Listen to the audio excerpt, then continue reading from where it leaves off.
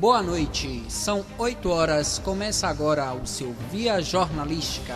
Eu sou Nailton Santos e estarei em sua companhia até as 8h30 da noite. Venda de quentinhas movimenta a porta de grandes empresas no bairro do Comércio. Metade dos remédios vendidos no país é para o tratamento de transtornos mentais. Leitura a preço popular. O sebo não saiu de moda. Proibição de falar em celular é aceita pelos clientes de bancos. Martim Gonçalves e o Teatro Baiano. A procura por quentinhas vendida nos porta-malas de carros particulares no bairro do Comércio vem crescendo cada vez mais. A repórter Ieda Melo entrevistou uma vendedora que conta sobre o segredo do crescimento deste tipo de negócio. Vou conversar agora com a senhora vendedora do bairro do Comércio. Bom dia. Bom dia. Qual o nome da senhora e a idade? Mirela de Santos Aguiar, 40 anos. Qual produto à venda? Quentinhas. Por que a senhora escolheu o bairro do Comércio para esse tipo de negócio? Porque nos últimos anos o comércio cresceu muito com a vinda de faculdades, empresas e bancos, e com isso a demanda foi muito alta. Qual o valor das quentinhas? Quantas são vendidas por dia? O valor da quentinha custa R$5 e por dia varia de 35 a 40, depende do dia. A senhora tem algum ajudante ou faz tudo só? Sim, 2. Existe um cardápio específico para cada dia ou são os clientes mesmo quem escolhem? Sim, de segunda a quinta a gente varia de feijão, arroz, bife, frango e salada. E a sexta-feira comida baiana. Qual a renda da senhora? Essa renda é o sustento da família ou existe outra? Sim, a renda custa de R$3.000 a R$3.500. Eu só trabalho com isso. Muito obrigada. De nada. Ieda Melo para o Via Jornalística. Remédios para o tratamento de anorexia, ansiedade e os antidepressivos passaram a ter um controle maior na venda. Eu fui a uma farmácia de Salvador e conversei com a farmacêutica Flávia Leite. Estamos aqui com a gerente farmacêutica da farmácia Bom Preço de São Caetano, a Flávia Leite, que vai nos contar um pouco como é que funciona a venda de remédios controlados. Pronto. Nessa farmácia a gente trabalha com 3 tipos de receitas de controlado. A receita C, que é a receita branca para medicamentos tarjados em vermelho. A receita B, que é medicamentos tarja preta psicotrópicos. E a receita B2, que são medicamentos tarja preta anorexígenos. Como é que se dá a dispensação? A gente recebe a receita do cliente e analisa todos os dados. Se tem identificação da clínica, se está assinado e carimbado pelo médico, se está datado dentro do prazo de 30 dias, se está prescrito corretamente com nome, dosagem, quantidade. E aí a gente vai tratar receita a receita. No caso de uma receita azul, a gente tem que prestar atenção também se ela tem autorização da vigilância sanitária e se é impressa por uma gráfica que a vigilância sanitária autoriza. Então vão constar alguns números. Tem que estar toda impressa. E a partir do momento que a gente recebe a receita, a gente vai analisar todos os dados, vai ver se o medicamento consta na casa, se tem a quantidade que o cliente precisa para o tratamento. Caso não tenha, a gente explica ao paciente que ele tem a opção de levar o tratamento completo ou não, deixar a receita com a gente, não vai levar o tratamento completo, mas ele vai perder aquela receita, porque ela só é válida para uma compra. Ok. E assim, qual o medicamento controlado mais vendido nessa farmácia? Rivotril. Varia a dosagem. O Rivotril, no caso do psicotrópico, receita azul. E no caso do tarja vermelha, seria o Tilex, que é um analgésico. E o primeiro que você citou, ele serve basicamente assim para quem? Ele é um antidepressivo. É o clonazepam. Ele tem no dosagem sublingual, que é o de emergência, gotas para criança, 0,5 miligramas, 1 miligrama e 2 miligramas. Aí varia bastante a saída, não tem um que saia mais. E quais os documentos necessários para comprar um remédio controlado do cliente, no caso? O cliente chega, ele tem que estar com a receita correta e a identidade. Depois a gente pega o nome o RG, pede o endereço e telefone também, assina e data. Eles não questionam? Sim, eles, hoje em dia até que eles estão mais acostumados. No começo, quando começou a gente pedia, eles indagavam para que a gente quer aqueles dados dele, porque se... Com medo, né? Com medo, porque quer endereço. E a gente explica, não é controle nosso, é controle da vigilância sanitária. Que caso algum desses lotes vier dar problema, a gente tem como entrar em contato com o paciente. Se precisar fazer um controle daquele lote, a gente tem como entrar em contato com ele. Ok, muito obrigado. Conversamos aqui com a gerente farmacêutica da Farmácia Bom Preço, a Flávia Leite, aqui na Ailton dos Santos.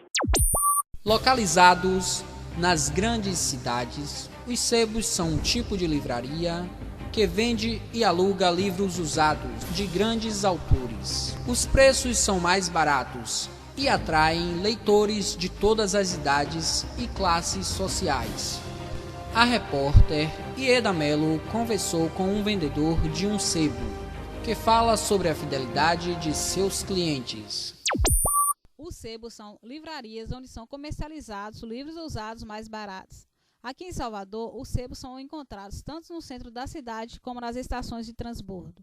Em uma conversa com o vendedor de livros, Adailton dos Santos, que trabalha na loja Cantinho do Sebo, localizada no bairro da Graça, ele revelou que a internet não abalou seus negócios. Bom dia. Bom dia. Senhor Adailton, como anda a procura depois da internet? Todos os clientes que eram fiéis antes da internet continuaram com a gente, não mudaram muita coisa. Porém, tem os clientes que são os clientes que flutuantes e tem os clientes que são os fiéis. Os fiéis continuam. Os flutuantes, com o advento da internet, passaram a obter livros mais baratos, com mais garantias, tudo isso na internet. Então, com isso, os clientes que frequentavam essa internet continuam fiéis, mesmo com essa mudança. Sim. Inclusive, nós temos um sistema de aluguel no qual as pessoas continuam vindo. Quais são os tipos de livros mais procurados? No momento, romances, são os romances mais recentes. Os autores mais procurados são Sheldon, continua sendo Sidney Sheldon, são Danielle Steele, Nora Roberts. Esses são muito procurados e muitos adquiridos por vários clientes. Muito obrigada. Obrigado. Ieda Mello para o Via Jornalística. Não saia daí. No próximo bloco tem Via Jornalística para você. O Balaio é um brechó diferente. Vende roupas seminovas, acessórios, sapatos, brinquedos, objetos de decoração e de arte, discos de boa música baiana. Comandada pela jornalista Doris Pinheiro e pela empresária Ivonete Dória, o Balaio fica na rua Pedro Gama 170, em frente à antena da TVE. O telefone para contato é o 3235-4239. Em cartaz nos melhores cinemas da cidade, Capitães da Areia. Bahia de Todos os Santos, 1950. Um bando de meninos abandonados incomoda a sociedade. São chamados Capitães da Areia, porque o cais é o seu quartel-general. Pedro Bala, o temido líder dos Capitães de Areia, é caçado como o pior dos bandidos, mas na verdade não passa de um adolescente livre nas ruas. Não perca esta oportunidade. Vá assistir. Moda, música, cinema, teatro e entretenimento. Com Doris Pinheiro no Cultura é na Cidade. Todo sábado às 17 horas, aqui na Rádio Cidade. Em Salvador, 8 horas e 15 minutos, horário de Brasília. E a gente segue com o Via Jornalística, dando a dica do dia. Um grande livro, Ensina-me a Viver, de Colin Higgins, é a nossa dica para uma leitura agradável e enriquecedora. Uma verdadeira lição de vida. Pois é, pessoal, vale a pena ler. A lei que proíbe o uso de celular nos bancos foi criada para proteger os clientes dos bandidos. Ela está em vigor em Salvador desde 2010. Eu fui ao Banco Bradesco no Comércio para conferir a reação dos clientes. Vocês possuem informativos informando da proibição de falar ao celular na agência? Sim, nós temos em vários locais, em pontos estratégicos, como por exemplo na porta giratória e próximo às caixas. Então fica bem visível para o nosso cliente. E ao observar um cliente falando ao celular, qual é o procedimento da agência? Olha só, normalmente nós instruímos os nossos funcionários a fazer uma abordagem educada para o cliente, informando que ele não pode utilizar o aparelho celular nas dependências da agência por uma questão de segurança do próprio cliente. E eles aceitam geralmente, entendem esse motivo? Olha só, como eu te disse anteriormente, a partir da nossa abordagem de forma educada, nós conseguimos ser êxito nessa questão sim. São poucos os clientes a reclamarem dessa questão. Obrigado à senhora Elvia, que falou aqui conosco, a gerente comercial deste banco. Qual o seu nome? Cláudia Jerônima. Você é cliente deste banco? Sim, Há quanto tempo? há uns 2 anos mais ou menos. Em média, quantas vezes por semana você vem aqui? Eu frequento em média o banco de 2 vezes na semana, mais ou menos, dependendo do que eu tenho a fazer aqui. Ok. Você leva quanto tempo nas filas? Entre meia hora a 1 hora, mais ou menos. Não são distribuídos senhas com os 15 minutos para ser atendido? Em algumas agências, sim. Nessa daqui que eu estou, não. Certo. Geralmente você fala ao celular nessa agência? Não, eu não falo porque eu sei da lei que proíbe, embora eu não veja muitos cartazes que explique, que tem explicação, porque a gente não pode usar. Mas eu sei da lei, eu não uso. Mas já vi algumas pessoas utilizando e alguns seguranças conversando com a pessoa para que desligue o celular. Certo. Então, no caso, você comprova que a lei está funcionando? Acho que sim, para evitar a saidinha bancária, entendeu? Que é uma coisa que acontece muito frequente aqui. Certo. Você já foi vítima ou conhece alguém que foi vítima desse tipo de abordagem? Não, só vi em televisão mesmo. Reportagem só. Nunca fui vítima, não. Nem conheço ninguém. Você consegue visualizar com facilidade a informação que é proibido falar ao celular nessa agência? Sim, eu consigo visualizar com facilidade, bem informado diante dessa informação. Você concorda com essa norma, com essa lei que proíbe o cliente de falar ao celular em banco? Concordo, até porque é uma segurança para nós mesmos, né? O índice de saída bancária no nosso estado está muito grande e isso ajuda a inibir a marginalidade, né? Ajuda a inibir a ação deles para poder diminuir o ato de furto, né? Você conhece alguém que foi vítima ou tem algum parente ou até mesmo você já foi vítima de saidinha bancária? Não. Até então, graças a Deus, não conheço nenhum amigo, nem tive essa breve oportunidade de ser assaltado ou ser abordado por algum desses meliantes. Aqui na Ailton Santos para o Via Jornalística.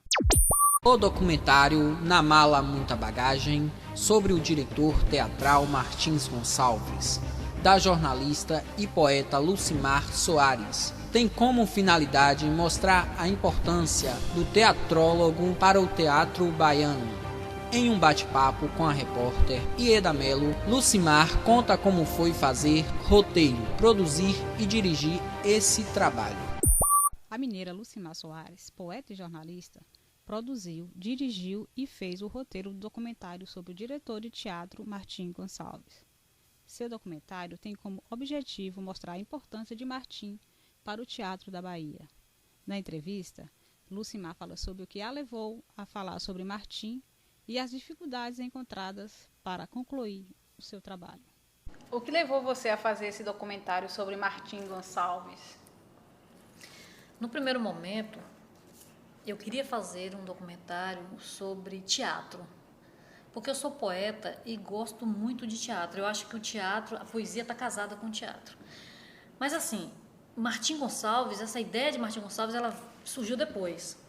Eu fui no lançamento do livro Impressões Modernas, Teatro e Jornalismo na Bahia, de Juscelene Santana, e comprei o livro e comecei a ler o livro. No livro de Juscelene, eu ouvi falar sobre Martim Gonçalves, o que ele fez para o teatro baiano, consequentemente o que ele fez para o Brasil, porque ele montou a primeira escola de teatro ligada a uma universidade no Brasil. Martim fez isso aqui na Bahia. Então, quando eu comecei a conhecer um pouco da história de Martim Gonçalves, eu vi que ele foi muito injustiçado pelo teatro baiano. Então isso me despertou, como jornalista, a fazer o resgate dessa memória. Então, eu pensei em resgatar a memória. Então, Então, pensando em resgatar a memória, né, do que Martim Gonçalves fez pelo teatro baiano, talvez até em busca de fazer um pouco de justiça por este homem que foi tão importante para a Bahia, foi que então despertou em mim o desejo de falar sobre ele. E casando a história dele um pouquinho do que ele foi com o teatro baiano. Foi daí que nasceu a ideia de fazer Martim Gonçalves e o teatro baiano. Como foi buscar as informações? Essa parte foi complicada. Inicialmente foi complicada, assim, porque eu parti para a escola de teatro em busca de informações, claro, na escola de teatro, que foi a escola que Martim fundou. Mas, para minha surpresa, na escola de teatro eu não encontrei nada que pudesse me ajudar a montar esse documentário. Eu fiquei super decepcionado com isso, porque eu esperava encontrar lá um acervo, né, de Martim e não encontrei. Como eu havia dito, que o livro de Juscelene Santana foi que me deu ideia do tema, então eu busquei em Juscelene Santana essas informações. A Juscelene Santana foi a consultora desse documentário. Então, ela que foi me indicando quais são as pessoas que eu poderia estar procurando, como ex-alunos de Martim Gonçalves, que eu não tinha a menor ideia de quem eram. Ela, então, me deu o nome deles, o contato, eu fiz contato com essas pessoas. Ela depois também teve o contato com Gedeon Rosa através de Juscelene Santana. E aí foram as indicações a minha própria orientadora, Doris Pinheiro, também. Ela foi me indicando nomes também que eu poderia estar procurando. E eu fui em busca dessas pessoas, passo a passo. Foram 10 entrevistados. E o acervo fotográfico da família, eu encontrei com Juscelene, que a irmã de Martim Gonçalves montou esse acervo e doou a Juscelene Santana. Então, esse acervo estava no Rio de Janeiro.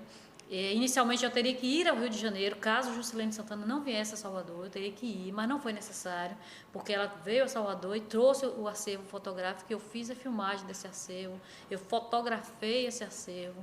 Então, foi com a ajuda de Juscelene Santana, com a orientação da Doris Pinheiro, que foi a minha orientadora. Então, foi por aí então, que eu tive condições de fazer esse recorte da história sobre Martim Gonçalves e o teatro baiano.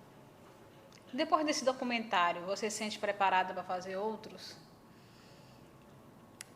Depois desse documentário, eu me senti assim, com vontade de fazer outros, né? Eu acredito que cada tema que eu for querer trabalhar, vai surgir outras dificuldades, outros problemas, mas eu sinto que eu gosto, né? Eu sinto que eu gostei, eu sinto que eu me despertei para isso, eu gosto de fazer documentário, eu acredito que eu tenho condições de fazer outros, sim. Eu acho que a maior dificuldade no momento, em todos os momentos, quando se quer fazer um trabalho como esse, é a questão do patrocínio, porque realmente tem muitos gastos. Esse eu tive a colaboração da faculdade, e a outra parte, meu irmão, é quem patrocinou. Mas um outro documentário, para eu fazer, eu teria que ter o mesmo apoio. Então, o que eu vejo de dificuldade não é em fazer o documentário, em dirigir, em produzir, nem o roteiro. Eu vejo dificuldade na questão do patrocínio. Ok. Muito obrigada, Simar. Ieda Melo para o Via Jornalística. E o nosso Via Jornalística da Rádio Cidade de hoje chega ao fim. Obrigado pela companhia e uma boa noite. Até amanhã. Aqui na Ailton Santos para o Via Jornalística.